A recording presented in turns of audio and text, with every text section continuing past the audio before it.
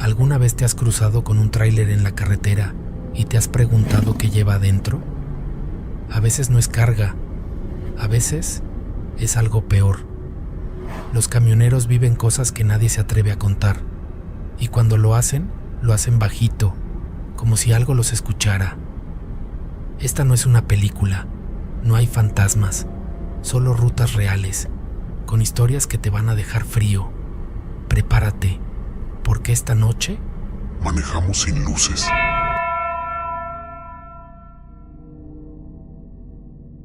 Yo tenía 27 años cuando me ofrecieron mi primer viaje de verdad, de esos largos, con carga pesada y varios estados por delante.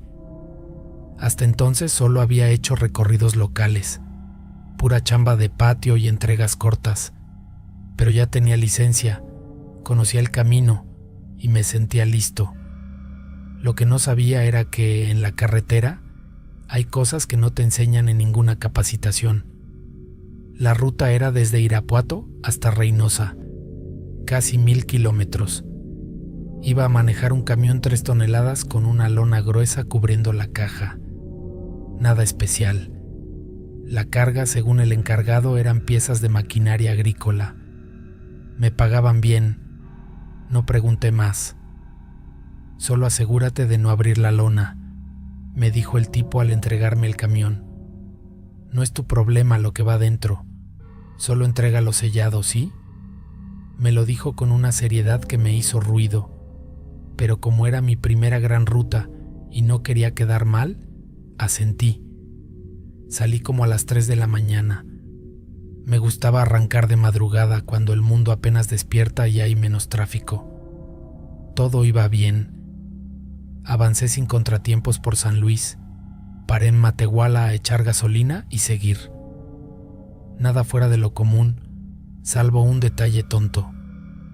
Cuando frenaba en seco o tomaba curvas cerradas, algo en la caja se deslizaba. No sonaba como piezas metálicas, sonaba como algo pesado, blando. Pensé que tal vez estaba mal amarrado. Incluso me bajé una vez para revisar los amarres externos. Pero la lona estaba tensa, bien anclada. No tenía por qué abrirla, así que no lo hice. En una fondita rumbo a Linares, ya casi al atardecer, paré a comer. Era un lugar sencillo, de lámina, con comida casera, y un señor viejo viendo novelas en una tele vieja. Me senté, pedí un plato de enchiladas, y el dueño salió a echarle ojo a mi camión. No me molestó, lo hacen seguido, pero cuando regresó, se me quedó viendo raro. ¿Vienes de Irapuato, joven? Sí, ¿por? ¿Y sabes lo que traes? Me reí. Ni idea, solo me pagan por manejar. El viejo no se rió. Ese camión ya lo vi antes. ¿Cómo? Igualito, misma lona, mismos sellos. Pero hace un mes, y el chofer nunca regresó. Me quedé congelado. Lo miré, esperando que dijera que era broma. Pero el señor solo me limpió la mesa y se fue a la cocina. No pude terminar de comer. Subí al camión con la comida revuelta en el estómago. No por la salsa, sino por lo que me dijo el viejo. Lo intenté ignorar. Pensé, seguro confunde los camiones, todos se parecen. Pero mientras avanzaba por la sierra rumbo a General Bravo, no podía quitarme esa frase de la cabeza. Ese camión ya lo vi antes, y el chofer nunca regresó. Ya era noche cerrada cuando pasé el entronque a China. Esa parte de la carretera es solitaria, oscura. No hay señal de teléfono y los radios no sirven mucho. Solo se escucha el motor, el zumbido del viento y tus propios pensamientos. Ahí fue cuando lo escuché. Un golpe seco pero fuerte contra el panel de la caja, como si alguien desde adentro hubiera pateado la pared. Frené instintivamente, salí con la linterna, pero no vi nada. Rodeé el camión completo. La lona intacta, sin roturas, sellos en su lugar. Me subí otra vez y apenas puse primera, otro golpe, más fuerte. Esta vez, juraría que fue como una patada, y luego algo que raspaba por dentro, como uñas o como una hebilla de cinturón. El corazón me latía a 1000. Tranquilo, me dije. Seguramente es una parte suelta, algo que se movió con el freno. Seguí manejando, pero ya no escuchaba música. Ya no pensaba en la paga, solo en terminar ese maldito viaje. Media hora después, empecé a ver luces en el retrovisor. Un coche pequeño que venía detrás de mí con las altas puestas. Se me acercaba mucho, como si quisiera que me hiciera a un lado. Lo dejé pasar. Era un Tsuru blanco, muy viejo, sin placas. Pasó despacio y mientras me rebasaba, vi que el copiloto sacó la cabeza y apuntó a la lona. Me hizo una señal rara con las manos, como si intentara decirme que me detuviera. Yo lo ignoré. Me dio más miedo que otra cosa. El coche se alejó, pero 2 minutos después estaba otra vez atrás, sin luces. Solo lo veía porque reflejaba mis faros. Iba pegado a la caja. Y entonces, otra vez, un golpe seco. Pero ahora, desde afuera, como si alguien hubiera brincado desde el coche a la parte trasera de mi camión. Ahí me ganó el pánico. Me orillé con violencia. Bajé con la linterna en la mano, temblando, y corrí hacia la parte de atrás. El coche ya no estaba, pero encontré algo que no me esperaba. Uno de los sellos de la lona estaba forzado, no roto, forzado, como si alguien hubiera intentado abrir sin dejar huella. Y ahí, en el suelo, había una mancha, oscura, espesa. No era aceite, parecía sangre. Me quedé congelado frente a esa mancha. Ni viento soplaba ya. El motor seguía encendido y el silencio a mi alrededor era tan denso que parecía tragarse el sonido. Miré alrededor con la linterna. Nada. Ni coches, ni luces, ni animales. Solo monte seco, brechas sin nombre y un aire que olía a fierro. Quise abrir la lona. Lo juro. Tenía las manos en el nudo del amarre. Pero me acordé del tipo que me entregó el camión. No abras la lona. Y también del viejo de la fondita. Ese chofer nunca regresó. Me subí de nuevo, apreté los dientes, agarré el volante con fuerza y seguí. Ya no era miedo lo que sentía, era angustia, culpa, tal vez, o esa certeza silenciosa de que ya no había vuelta atrás. Casi al amanecer llegué a Reynosa. La ciudad empezaba a moverse, pero en el ambiente había esa sensación rara de zona caliente. Poca gente en la calle, patrullas dando vueltas, miradas esquivas. El punto de entrega estaba en una bodega industrial medio escondida, sin letreros. Solo un portón negro y una cámara que giraba con mi movimiento. Toqué el claxon 2 veces, como me indicaron. Se abrió una rendija y salió un tipo flaco, con chaleco táctico sin insignias. No policía, no militar. De esos que no sabes si están armados o solo te están midiendo. Me hizo una señal para entrar. Estaciona de reversa junto al muelle 2, dijo sin saludar. Lo hice. Ni bien apagué el motor, salieron 3 tipos más. Uno subió a la caja por una escalera y los otros 2 rodearon el camión. Revisaron los sellos sin decir nada. El que los comandaba me hizo seña de que bajara. Tu parte está hecha. Vete, me dijo. ¿Y el pago? Me miró como si no debía haber preguntado. Caminó hacia una oficina improvisada. Volvió con un sobre y me lo arrojó al pecho. No preguntes más, chofer. Y si alguien te pregunta qué traías, di que ni viste ni oíste. Si dices otra cosa, no vas a tener otra entrega. Me fui. No esperé a que descargaran. No miré por los espejos. Solo agarré el sobre, me subí y manejé de regreso como un zombi. No paré ni a orinar hasta estar de vuelta en Irapuato. En el sobre venía más dinero del acordado. Mucho más. No me hizo feliz. Me hizo sentir sucio. Cuando llegué a la base, el encargado solo me preguntó: ¿todo bien? Yo asentí con los ojos secos. Le entregué las llaves y salí caminando. No volví a tocar un camión en semanas. No podía dormir. Cada vez que escuchaba un golpe seco, aunque fuera una puerta de casa, se me helaba la sangre. Hasta hoy no sé qué iba en esa lona. Tampoco quiero saber. Lo único que sé es que no me contrataron por ser buen conductor. Me contrataron porque no hacía preguntas, porque tenía cara de tonto obediente, porque era nuevo. Esa fue la primera y última vez que acepté una carga sin saber qué llevaba. Y cada vez que paso por una fondita y veo un camión con lona estacionado solo, me pregunto si el que va ahí adentro también se quedó con la duda.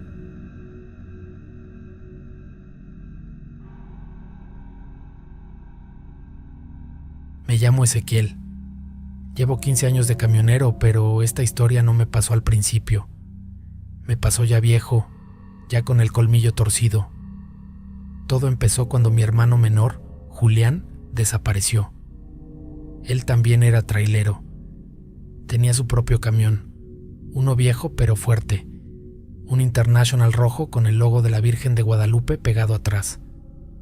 Lo último que supimos de él fue que iba rumbo a Monterrey con una carga de material reciclado. Pasó por el arco de Tampico, pero nunca llegó. Durante días nadie supo nada. No respondió llamadas, no marcó GPS, nada. A la semana, el camión apareció abandonado en una terracería entre Linares y Allende, cerrado, sin huellas de violencia, pero vacío. De Julián, ni rastro. La policía hizo lo de siempre: tomar nota, dar excusas y dejarlo en persona no localizada. Nosotros, su familia, nos quedamos en la incertidumbre. Mi madre se enfermó del susto. Mi viejo se quedó mudo de rabia. Y entonces, una semana después, me llamaron de la empresa de Julián. ¿Eres Ezequiel, el hermano? Sí, ¿por? El patrón quiere que vengas. El camión de tu hermano volvió a la base. Estaba estacionado afuera esta mañana, con las llaves puestas. Fui, temblando. No lo podía creer. Ahí estaba el camión. Mismo color, mismas placas, la Virgen pegada atrás. Sin daños, limpio, casi como si nunca hubiera salido. Entré a hablar con el patrón, un viejo de voz ronca, de esos que no te miran a los ojos. ¿Usted lo trajo?, me preguntó. ¿Yo? Number estaba con mi familia esperando noticias. Entonces no entiendo ni madres, porque este camión no tiene GPS activo, pero apareció aquí, bien acomodadito, como si lo hubiera dejado alguien que conoce la base. Yo no dije nada, solo lo miré, y ahí vino el golpe. Necesito que lo maneje usted, Ezequiel, que lo saque a ruta. Hay una entrega pendiente en Zacatecas. Se paga doble. Me quedé mudo. ¿Manejar el camión donde desapareció mi hermano? Así, como si nada. El patrón lo notó y me lanzó una mirada seca. O lo toma, o el camión se va al corralón y su hermano queda como loco que se fugó con la carga. Lo acepté, no por el dinero.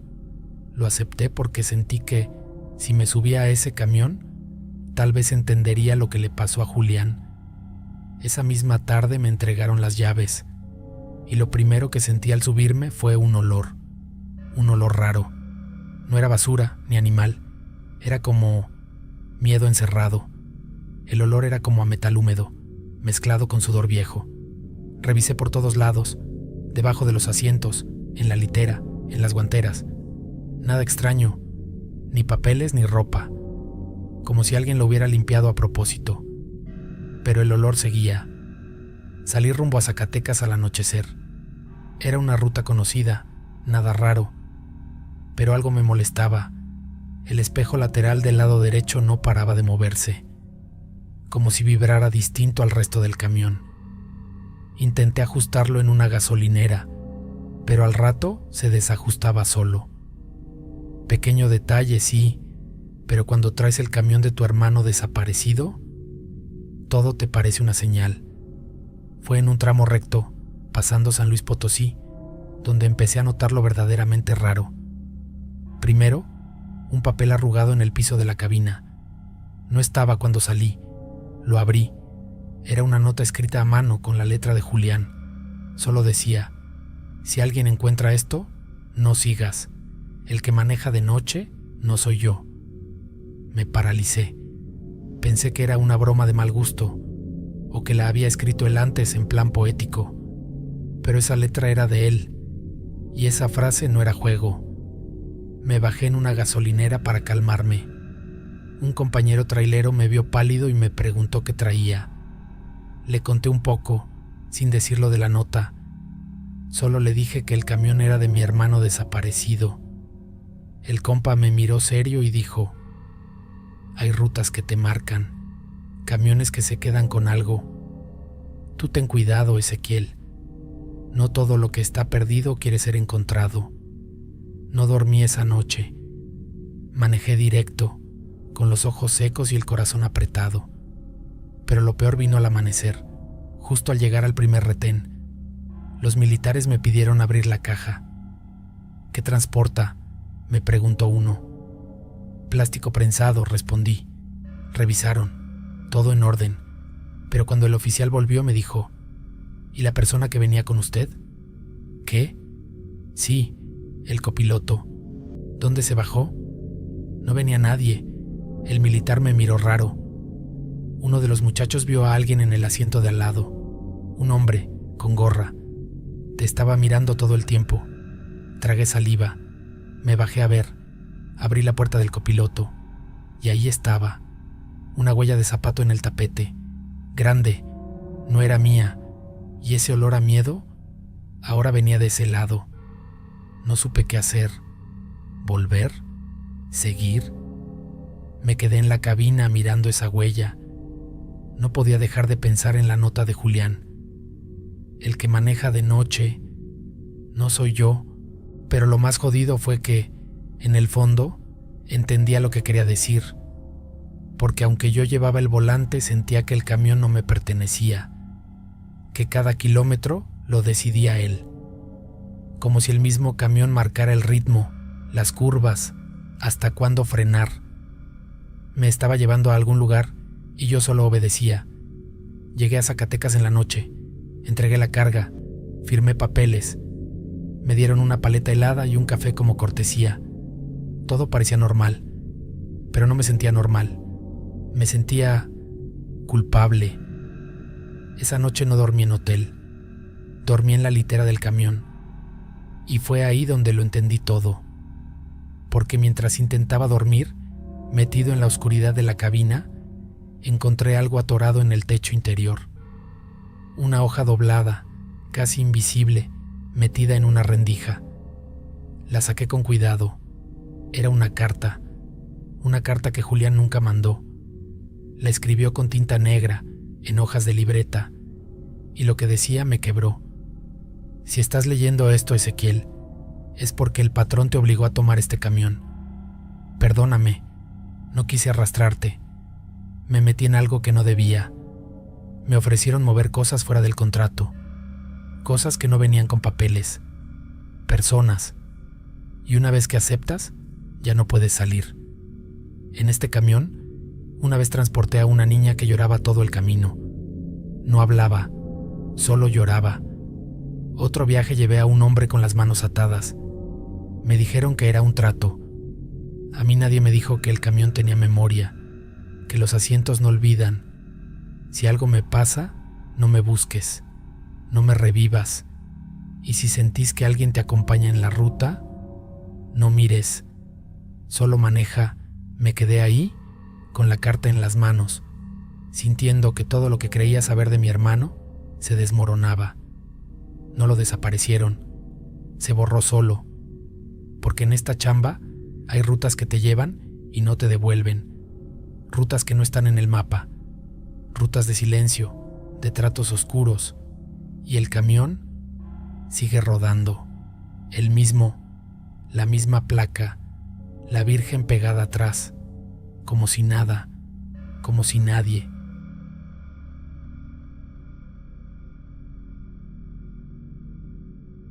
En esta chamba, uno aprende a leer a la gente, cómo se visten, cómo caminan, cómo saludan. Sabes cuando alguien es nervioso, cuándo es novato y cuándo es mejor no hacer preguntas.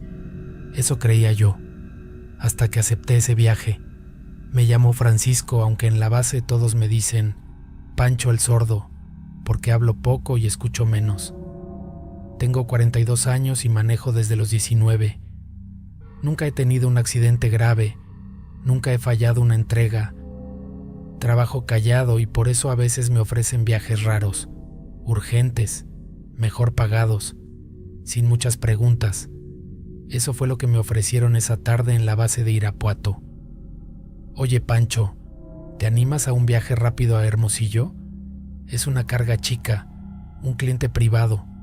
Solo quiere que lo lleven a él y una maleta grande. Paga en efectivo. No hay factura, pero es directo y tú sabes mantener el hocico cerrado. Acepté. Me citaron en una pensión de tráileres al norte de la ciudad. Ahí estaba el tipo, 30 y pico, moreno, delgado, barba mal rasurada. Usaba gorra, lentes oscuros y una chaqueta de mezclilla, a pesar del calor. Cargó la maleta él solo. Pesaba más de lo que parecía. Me dijo, no hay paradas, no hay música, y no hables por teléfono. Si me llevas sin broncas, te dejo 5,000 extra al llegar. Asentí. Me subí.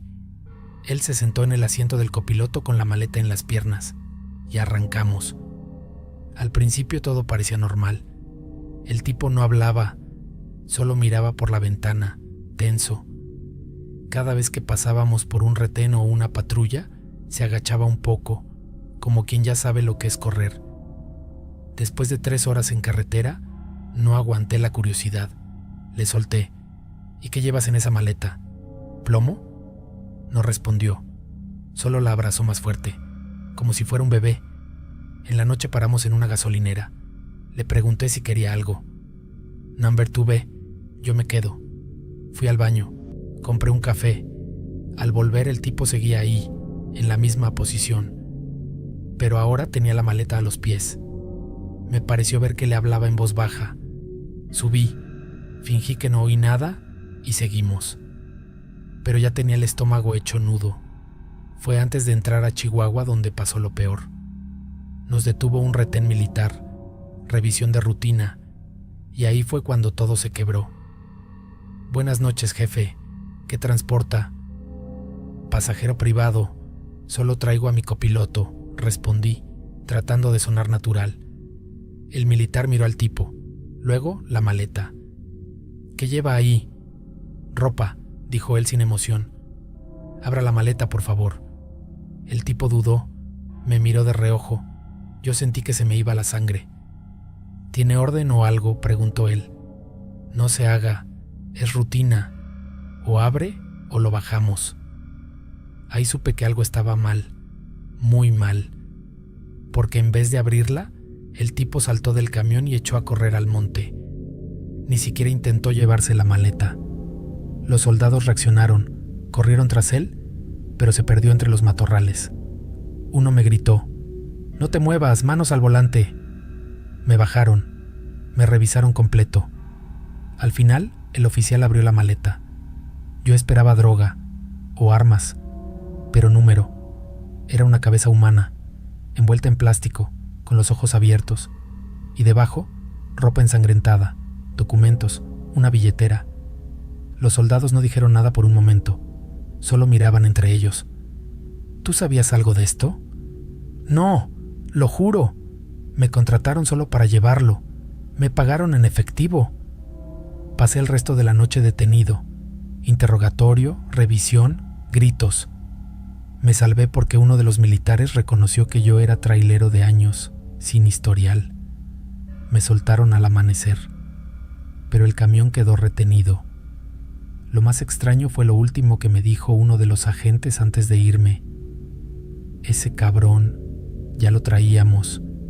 Se hace pasar por pasajero. Pide viajes privados por todo el país. Cada vez desaparece con una maleta. Lleva más de 6 cuerpos. Nunca lo agarramos. Hasta ahora. Lo llamaban el pasajero del norte. Yo me quedé helado. Pensaba que me había salvado. Pero número. Porque 2 días después, ya en mi casa, recibí un mensaje al celular. Número desconocido. Solo decía: gracias por el aventón, Pancho. La próxima me toca a mí manejar. Después de ese mensaje, no volví a dormir igual. Revisé todo: el número, la ubicación, cámaras de la base. Nada. El tipo simplemente desapareció, como si nunca hubiera existido. Intenté seguir con mi vida. Cambié de ruta, cambié de chip. Ya no hacía viajes sin papeles, por tentadores que fueran. Pero algo se había roto. Lo peor fue cuando hablé con otros compañeros. En voz baja, varios me dijeron lo mismo. A mí también me lo ofrecieron. Un tipo callado, con una maleta. Yo no acepté porque algo me dio mala espina. Otros sí lo habían llevado. Y uno me dijo algo que me dejó helado. El que yo llevé nunca bajó del camión. ¿Cómo que no bajó? Llegué al punto, me pagaron, descargaron la maleta, pero el tipo nunca bajó. Cuando volteé, el asiento del copiloto estaba vacío. Yo ya no sabía qué creer, pero entendí una cosa. Este país está lleno de caminos donde desaparece más que gente. Desaparecen conciencias, nombres, memorias.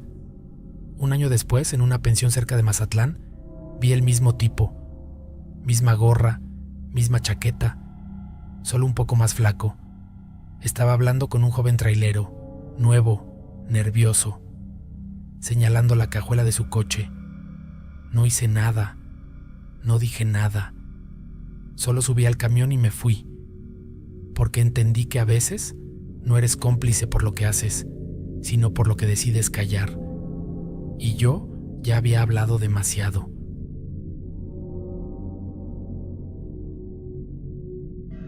Llevo más de 15 años manejando tráiler por todo México, y si algo he aprendido es que lo más peligroso en la carretera no son las curvas ni los baches. Son las cosas que uno se topa sin querer. Esto que te voy a contar me pasó en la libre que va de Durango a Mazatlán, justo por la sierra. Era marzo, todavía hacía frío por las noches. Me tocaba llevar carga refrigerada de carne. Salí de Durango como a las 8 de la noche. Siempre he preferido manejar de noche, menos tránsito, más tranquilidad, o eso creía. Ya iba como a mitad del camino, entre curvas y cerros, sin señal en el teléfono. Era una noche tranquila, con neblina baja. De pronto, veo unas luces rojas titilando a lo lejos. Pensé que era otro tráiler detenido. Me acerqué con precaución. Y sí, era un camión parado, con las intermitentes puestas, pero sin señales de choque ni ponchadura. Freno, pongo luces de emergencia y me bajo a ver si necesitaban ayuda. Pero apenas puse un pie en el suelo, algo me dio mala espina. Todo estaba en silencio, más de lo normal. Caminé hacia la cabina. La puerta del conductor estaba entreabierta. Toqué. Nada. Subí despacio. No había nadie, ni conductor ni copiloto. Las llaves estaban puestas, el motor apagado. Hasta el café en el termo seguía caliente. Eso ya estaba raro. Me fui hacia atrás pensando que a lo mejor el chofer había ido al baño al monte o algo así. Caminé con la linterna llamando: ¿Compa? ¿Todo bien? Nada. Me regresé al camión y me dio por revisar la caja. Maldita la hora en que lo hice. No estaba cerrada con candado. La abrí un poco y olía mal, como a carne podrida. Y no era por la carga. No era carne normal. Empujé la puerta y vi dentro bultos envueltos en lonas negras, como unos 6 o 7. Me paralicé. Quise creer que era basura o algo así, pero uno de los bultos tenía una mano saliéndose. Una mano humana, blanca, tiesa. Me fui de espaldas, el corazón me retumbaba. Cerré la puerta de golpe y salí corriendo hacia mi camión. Subí, arranqué y salí de ahí sin mirar atrás. No sabía si avisar a la policía o no. ¿Y si era una trampa? ¿Y si estaban vigilando? Manejé como loco hasta llegar al siguiente retén, uno de la Guardia Nacional. Les conté todo, tartamudeando. Me hicieron bajar, le señalé más o menos el punto. Se fueron 2 patrullas. Me dijeron que esperara ahí. Yo estaba temblando. Como 1 hora después regresaron. Pero lo que me dijeron me dejó peor. Fuimos, pero no hay nada. Ningún tráiler, ni rastro, ni huellas de llantas. ¿Cómo que nada? Estaba ahí, lo vi. Uno de los oficiales solo me miró con cara seria y me dijo algo que no se me va a olvidar. Compa, esta no es la primera vez que alguien nos cuenta algo parecido y nunca encontramos nada. Si usted quiere dormir tranquilo, mejor no se meta más. Desde ese día nunca más volví a parar en la libre. Pago caseta y voy por la de cuota, así me quedé sin ganancia. Y aunque suene loco, hasta el día de hoy, todavía me pregunto si el café de ese termo seguía caliente porque el chofer acababa de irse, o porque aún estaba ahí, en algún lado. Después de ese día la cabeza no me daba tregua. No podía dormir. Me despertaba sudando, pensando en esa mano saliéndose de la lona, en el silencio raro, en la sensación de que alguien me estaba mirando desde el monte. Por más que trataba de convencerme de que lo había imaginado, el olor todavía lo tenía en la nariz. 1 semana después, me tocó otra ruta hacia Sinaloa. Le pedí al jefe que me mandara por la de cuota. No me importaba pagarla de mi bolsa. No quise decirle la razón, porque ni yo sabía cómo explicarlo sin sonar loco. Pero lo peor no fue eso. Lo peor fue que a los pocos días me escribió un compa que también maneja esa ruta. Me preguntó si me había pasado algo raro en la libre. Le dije que por qué lo preguntaba, y me manda una foto. Era un tráiler igualito al que vi. Mismo color, misma caja, hasta la calcomanía del parabrisas. Estaba abandonado en una brecha, a unos 20 kilómetros del lugar donde lo vi. Lo había encontrado la guardia, pero no dijeron nada en noticias. No hubo reporte de cuerpos, ni de detenidos, ni nada. El tráiler estaba vacío, sin carga, sin huellas, como si lo hubieran dejado ahí para que lo encontraran, o para mandar un mensaje. Ese mismo compa me dijo en voz baja, en un paradero, que por esa zona hay grupos que usan tráileres como pantallas, que a veces los dejan a propósito, con cosas adentro, para ver quién se mete, que si alguien curioso se acerca demasiado o hace preguntas, desaparece, así nomás, sin dejar rastro, como el conductor de ese camión. Y ahí fue cuando me cayó el 20. Tal vez no desapareció por algo paranormal, sino porque vio o supo algo que no debía, y yo estuve a 2 pasos de ser el siguiente. Después de eso, dejé de hacer rutas por esa zona. Cambié a otra empresa, más chica, más local, pero con rutas menos pesadas. A veces gano menos, pero duermo mejor. A veces me preguntan por qué no acepto viajes al norte, o por qué le tengo miedo a la libre, y yo solo digo, porque un día vi algo que no debía, y aún estoy vivo de milagro. No sé qué era exactamente ese tráiler, ni qué había pasado con el chofer, pero sé que ese lugar no estaba abandonado. Sé que alguien me vio, que alguien me dejó ir, y lo que más miedo me da no es lo que vi, es lo que no vi, y lo que pudo haber pasado si me quedaba un minuto más.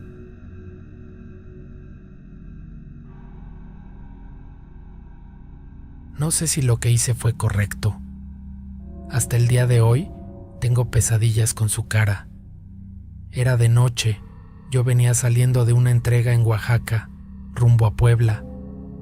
Había salido tarde del parque industrial porque la gente se había atrasado cargando, así que me tocó carretera de madrugada, que es cuando las cosas se sienten más pesadas, más densas. Tú sabes, en el monte hasta las luces del tablero te hacen compañía. Por eso la vi de inmediato. Eran como las 3 de la mañana y estaba parada justo en el acotamiento, del lado derecho, a la orilla de la línea blanca. Una niña, así, sola. No tenía más de 8 años. Llevaba un vestido rosa sucio y el pelo enmarañado. Estaba quieta, demasiado quieta. Le pasé de largo sin detenerme. Lo confieso. Mi primer impulso fue no frenar. ¿Qué hacía una niña sola ahí, a esa hora? Mi cabeza empezó a llenarse de ideas que no me gustaron. 5 minutos después, di vuelta en U en una zona donde pude y regresé. No podía dejarla ahí. No me iba a perdonar si al día siguiente la encontraba en las noticias. Y sí, seguía ahí. La alumbré con las luces altas. No se movió. Me bajé, despacio, con las intermitentes puestas, linterna en mano. Me acerqué con calma, hablándole con voz suave. «Hola, ¿estás bien, chiquita? ¿Te perdiste?» No dijo nada, ni un gesto. Me acerqué un poco más y ahí me di cuenta. No tenía zapatos. Tenía los pies sucios, como si llevara días caminando. Tenía marcas de tierra y raspaduras en las piernas. Me agaché, más cerca, y le pregunté su nombre. «Me llamo Azul», dijo. Apenas un susurro. Sentí un nudo en el pecho. No por miedo, sino por lo que implica encontrar a una niña así. Le dije que subiríamos al camión para llevarla a la policía o buscar a su familia. Ella solo asintió. La subí a la cabina. Le ofrecí una cobija y algo de agua. La envolví porque estaba temblando. «¿Dónde están tus papás?», pregunté mientras avanzábamos. No respondió. Solo dijo una frase que me dejó helado. «No vuelvas a detenerte por una niña. Nunca». Después de que dijo eso, se quedó callada. No quiso responder más. Ni siquiera me miraba. Solo miraba al frente, las manos en el regazo, los pies colgando. Yo no sabía si lo que había dicho era parte de un trauma, un juego o algo más grave. Intenté mantener la calma. Pensé, tal vez escapó de algo, tal vez la usaron para algo feo. Esas cosas pasan y uno no se entera hasta que ya es tarde. Estábamos ya cerca de Tehuacán cuando vi un retén federal. Me alivié. Bajé velocidad, les hice señas con las luces y orillé el camión. Se acercó uno de los guardias, me pidió papeles, todo normal. «¿Viaja solo?», me preguntó. «Number. Encontré a una niña sola en la carretera. La traigo en la cabina. Se llama Azul. Dice que no sabe dónde están sus papás». El federal frunció el ceño. «¿Dónde la recogió?» «Cerca de la desviación a Huautla. Estaba sola, parada. No había casas, ni autos, ni nada cerca». Le hizo una seña a su compañero. Otro se acercó al lado del copiloto. Yo me bajé con cuidado, sin moverme de más, para que no pensaran mal. Pero cuando abrieron la puerta del lado derecho, la cabina estaba vacía. No había nadie. «¿Dónde está la niña?», preguntó el federal serio. «Estaba ahí», dije temblando. «Les juro que estaba ahí. Le puse una cobija, le di agua. Me dijo su nombre, Azul. Les juro que no estoy inventando». Los oficiales se miraron entre ellos. Uno se asomó a la caja del camión. Vacía, claro. Era un viaje de regreso. El otro me pidió sentarme. «¿Usó algo? ¿Algún medicamento? ¿Ha dormido bien?» «Estoy bien. No estoy loco. Ella estaba ahí. Me tuvieron ahí media hora. Me revisaron todo. Me pidieron que abriera la guantera, los cajones, debajo de los asientos. Nada. Ni rastro de la niña. Ni huellas, ni cobija, ni botella, nada. Me dejaron ir, pero con la advertencia de que si alguien denunciaba algo relacionado, me iban a buscar». Arranqué otra vez, ya no tranquilo, ya no pensando en el trabajo. Iba a 80 por miedo, viendo los espejos a cada rato. Y entonces, justo al entrar a Puebla, en el entronque con la Federal, la vi de nuevo. Ahí estaba, parada al lado de la carretera, igualita, mismo vestido sucio, mismos pies descalzos, y esta vez me estaba mirando directo. Mi primer instinto fue frenar, gritarle, decirle que subiera otra vez, pero no lo hice. Me quedé petrificado con las manos en el volante, mirando por el retrovisor. Ella no se movió, solo me observaba, esta vez con una expresión distinta. No parecía asustada, parecía enojada, como si supiera que la dejé, como si esperara algo más de mí. Seguí manejando, lento, con el estómago hecho nudo. Unos kilómetros después me orillé, me bajé a respirar, marqué al 911, les conté todo, la niña sola, el retén, el desaparecido, que ahora estaba en otra parte. Me dijeron que iban a enviar una patrulla, que esperara, y lo hice. 1 hora después llegó una unidad municipal. Les conté todo de nuevo. Me pidieron que los llevara al punto exacto. Regresamos al entronque. Ya no estaba. Los policías se miraron entre ellos, como si ya supieran algo. «Esto ya lo hemos oído antes», dijo uno. «No es la primera vez que reportan a una niña sola aquí, siempre en la madrugada, siempre con vestido rosa. ¿Y han encontrado algo?» «Una vez, hace 2 años, una niña de 8 desapareció por esta zona. Venía con su familia en una combi. Hubo una discusión con el padrastro. Se bajó del vehículo enojada, según dijeron. Nunca apareció. El padrastro desapareció a la semana y nadie volvió a hablar del caso. Tragué saliva. ¿Y creen que sea la misma?» El policía me miró serio. «No lo sé, pero si vuelves a verla, no te detengas». Me fui. Esa fue mi última entrega por esa zona. Pero lo peor vino después. Unos días después, en el patio de carga donde suelo trabajar, un colega me llamó para enseñarme algo. Una noticia. Un chofer había sido detenido en Veracruz. Iba rumbo a Minatitlán con una niña escondida en la cabina. Decía que la había rescatado de la carretera. Dijo que no recordaba bien cómo había llegado ahí. Estaba desorientado, confundido. Juraba que la niña lo obligó a llevársela. La descripción de la niña era la misma. Vestido rosa, pies descalzos, pelo largo. Pero esta vez había pruebas, cámaras, huellas. La niña existía y había escapado de un albergue hacía una semana. Nadie sabía cómo llegó tan lejos sola. Y ahí me cayó el 20. Esa niña no era un fantasma. No era una alucinación. Era real. Solo que no siempre quería ayuda. No siempre buscaba salvación. A veces solo buscaba a alguien a quien arrastrar con ella. A alguien que, como yo, tuviera buenas intenciones y miedo. Desde entonces, si veo algo raro en la carretera, no me detengo. Ni por niños, ni por adultos, ni por nadie.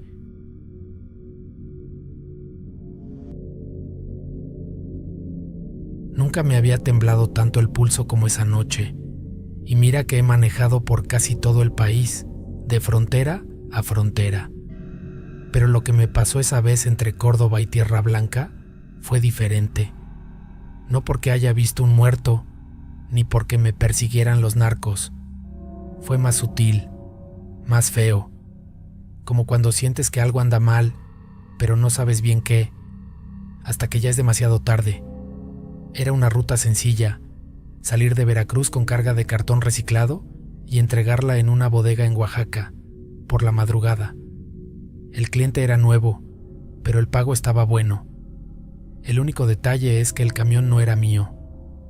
Me lo prestaron en la empresa, un viejo Kenworth que ya había visto mejores días. Lo revisé bien, le eché diésel, todo en orden. La primera parte del camino fue normal. Pasé el entronque de Cuitláhuac como a eso de las 8:30 de la noche. Ya era oscuro, pero había algo en el ambiente. No sé cómo explicarlo. No era miedo, era como un presentimiento. De esos que te aprietan el estómago sin razón aparente. Empezó a llover suave, nada fuerte, solo esa llovizna que moja de a poquito. Encendí los limpiaparabrisas, puse una estación de radio y le bajé velocidad.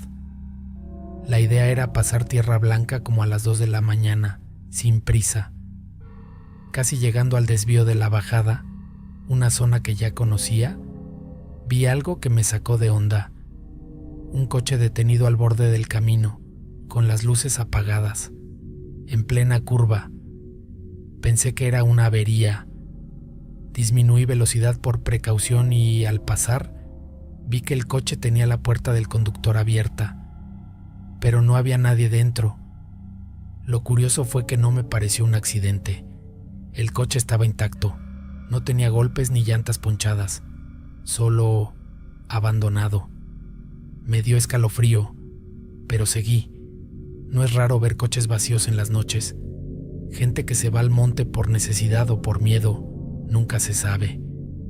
5 minutos después, el radio empezó a fallar. Se oía como si alguien hablara entre estática. Pensé que era mala señal, normal por la zona, pero de repente se escuchó claro, como si alguien dijera algo directo, susurrando: «Ya vienen atrás de ti». Apagué el radio de golpe. Lo primero que pensé fue que alguien me estaba jugando una broma por CB, o que algún idiota tenía un transmisor. Pero empecé a sentirme observado. No había nadie en el camino, ni luces atrás ni adelante, solo la lluvia cayendo y el sonido del motor. Decidí apurarme. La bajada que viene antes de Tierra Blanca tiene una parte fea, con un puente angosto y sin mucha visibilidad. Justo ahí sentí un golpe seco atrás, como si algo hubiera rebotado contra la caja. Me asusté. Pensé que se había soltado parte de la carga, o que alguien se había subido al camión.